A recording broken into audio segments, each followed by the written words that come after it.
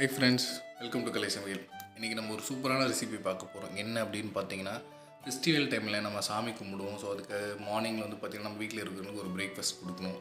And also குழந்தைங்களுக்கு சீக்கிரமாக ஒரு பிரேக்ஃபாஸ்ட் கொடுத்து அனுப்பணும். ஸோ இந்த மாதிரி இருக்கிற இடத்துல அண்ட் ஆல்சோ நம்ம பிஸி ஷெட்யூலில் இருக்கும். ஸோ அந்த நேரத்தில் என்ன மாதிரி ஒரு ரெசிபி செஞ்சால் எல்லோரும் சாப்பிடுவாங்கன்றதை பற்றி தான் பார்க்க போகிறோம். இது யூஷுவலுக்கு ரெசிபி தான். இதை நம்ம டிஃப்ரெண்ட்டாக பண்ணுறோம். என்ன அப்படின்னு பார்த்தீங்கன்னா, ரவை இருக்குது இல்லைங்களா, ரவை கொஞ்சம் எடுத்துக்கிறோம், அது வறுத்து எடுத்துக்கோங்க. அண்ட் ஆல்சோ வந்து பார்த்திங்கன்னா சேமியா. இது வந்து நிறைய இடத்துல வந்து பார்த்திங்கன்னா ரவையில் உப்புமா தனியாகவும் சேமியாவில் உப்புமா தனியாகவும் செய்யும். ஸோ இது ரெண்டும் மிக்ஸ் பண்ணி ஒரு டேஸ்ட்டான உப்புமா எப்படி செய்யறதுங்கிறது தான் இன்றைக்கி ரெசிபியில் நம்ம பார்க்க போகிறோம். ஸோ இதுக்கு வந்து ஃபஸ்ட்டு வந்து பார்த்திங்கன்னா ஒரு 2 கப் அளவு வந்து பார்த்திங்கன்னா ரவை, ஒரு கப்பு வந்து சேமியா எடுத்துக்கோங்க. அது உங்களோட டேஸ்ட்டுக்கு எந்த அளவுக்கு தேவையோ அந்தளவுக்கு நீங்கள் எடுத்துக்கலாம். இது ரெண்டுத்தையும் வந்து பார்த்திங்கன்னா ஒரு 10 மினிட்ஸ் வந்து நான் வறுத்து எடுத்துக்கிறேன். அதுக்கப்புறம் ஒரு பாத்திரத்தை வச்சு எண்ணெய் காய வச்சுக்கிறேன். எண்ணெய் காய வச்சதுக்கப்புறம் வந்து பார்த்திங்கன்னா நம்ம கடுகு போட்டுக்கிறோம். கடுகு போட்டுட்டு வந்து பார்த்திங்கன்னா அடுத்து சாப் பண்ணி வச்சுருக்கேன் ஆனியன் வந்து உங்களுக்கு இந்த உப்புமாவை பொறுத்த வரைக்கும் ஆனியன் அதிகமாக இருந்தால் டேஸ்ட் நல்லாயிருக்கும். ஸோ உங்களுக்கு அந்த மாதிரி அதிகமான டேஸ்ட்டில் வேணும் அப்படின்னும் போது இன்னொரு ஆனியன் கூட சேர்த்துக்கலாம். ஸோ நான் வந்து இங்கே 2 ஆனியன் கட் பண்ணி எடுத்துருக்கேன். ஸோ அது எண்ணெயில் போட்டு இந்த மாதிரி பொன்னிறமாக வறுத்து எடுத்துக்கலாம். ஸோ கருவேப்பிலை இது எல்லாமே வந்து இதில் ஆட் பண்ணிக்கோங்க. உப்புமா ப்ளஸ் ரவை இது ஆட் பண்ணுறதோட பெனிஃபிட் என்ன அப்படின்னு பார்த்தீங்கன்னா, தனித்தனியாக கொடுத்தா சில குழந்தைங்களும் சரி பெரியவங்களும் சரி வீட்டில் நிறைய சாப்பிட மாட்டாங்க உப்புமாவா அப்படின்னு ஒரு அலர்ஜிக்காக யோசிப்பாங்க.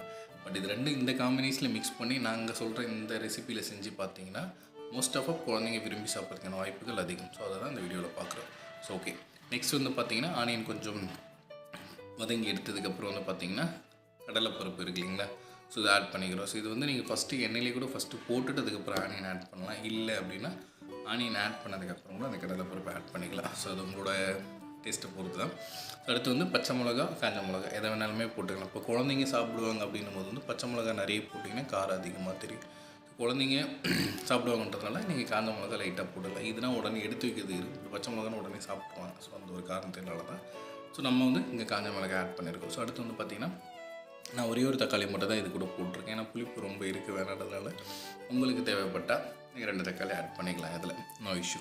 ஸோ நான் ஆல்ரெடி சொன்ன மாதிரி ஆனியன், கடலைப்பருப்பு, மிளகாய், தக்காளி இது எல்லாமே உங்களோட டிபெண்டபிள் சாய்ஸ் தான். நான் எடுத்துக்கிற ரவை சேமியாவுக்கு ஏற்ற பொருள் நான் போட்டிருக்கேன். உங்களுக்கு எந்த அளவுக்கு தேவையோ நீங்கள் எக்ஸ்ட்ரா ஆட் பண்ணிக்கலாம்.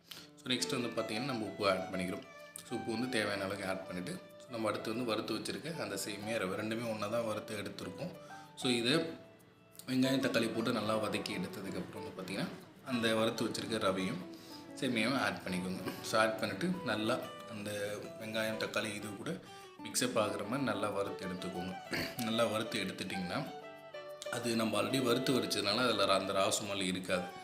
நல்லா இது கூட மிக்சப் ஆகிக்கும். ஸோ நல்லா ஃபுல்லாக மிக்சப் ஆகிற அளவுக்கு ஒரு 2 to 3 மினிட்ஸ் நல்லா கிளறி விடுங்க.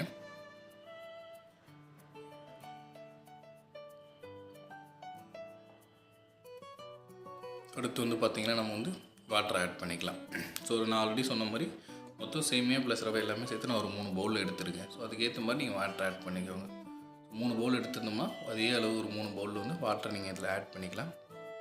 ஆட் பண்ணிட்டீங்கன்னா ஸோ ஒரு பிளேட் போட்டோ இல்லை ஏதோ ஒன்று வச்சுட்டு நீங்கள் ஒரு 2 to 3 மினிட்ஸ் நல்லா கொஞ்சம் மூடி விட்டுட்டிங்கன்னா அந்த தண்ணி வந்து பார்த்திங்கன்னா நல்லா கொதிக்க ஆரம்பிச்சிடும். ஸோ நம்ம அதை தான் பண்ண போகிறோம். அடுத்து ஹை ஃப்ளேமில் வச்சுக்கோங்க. ஹை ஃப்ளேமில் வச்சுட்டு இந்த மாதிரி ஒரு மூடி போட்டு ஒரு 5 to 10 மினிட்ஸ் நீங்கள் வச்சிங்கன்னா ஒரு கழித்து நம்ம திறந்து பார்க்கலாம். இப்போ பார்த்தீங்கன்னா உங்களுக்கு தெரியும். ஸோ வந்து உப்புமா இந்த மாதிரி அழகாக ரெடியாக இருக்கும். ஸோ ரவை ப்ளஸ் சேமியா ரெண்டும் சேர்த்து இந்த பதத்தில் ஒரு உப்புமா அழகாக ரெடியாக இருக்கும். ஸோ இது சாப்பிடாதவங்க நான் ஏற்கனவே சொன்ன மாதிரி ஃபெஸ்டிவல் டைமில் நீங்கள் பிஸியாக இருக்க டைமில் வீட்டில் செஞ்சு கொடுத்தா எல்லாருமே நல்லா விரும்பி சாப்பிடுவாங்க. இதில் காரமும் அந்த கடலைப்பருப்பு இதெல்லாம் உங்கள் டேஸ்ட்டுக்கு ஏற்ற மாதிரி நீங்கள் ஆட் பண்ணிக்கலாம். அவ்வளோதான். இந்த ரெசிபி வந்து வீட்டில் ட்ரை பண்ணி பாருங்கள். ட்ரை பண்ணி பார்த்துட்டு கமெண்ட் செக்ஷனில் வந்து எப்படி சொல்லுங்கள். நம்ம வீடியோஸை தொடர்ந்து பாருங்கள். நம்ம சேனலில் நிறைய ரெசிபிஸ் இருக்குது. ஸோ அதையும் பாருங்கள். அண்ட் ஆல்சோ அடிஷ்னலாக குழந்தைங்க சாப்பிடுவாங்க அப்படின்னும் போது இந்த மாதிரி மாதுளை விதைகளை உதிர்த்து வச்சுருந்து கொஞ்சம் போட்டு மிக்ஸ் பண்ணி கொடுத்தீங்கன்னா ரொம்ப விரும்பி சாப்பிடுவாங்க. தேங்க்யூ ஃபார் வாட்சிங் கலை சமையல். தேங்க்யூ. நம்ம சேனலை சப்போர்ட் பண்ணுங்கள். தேங்க்யூ.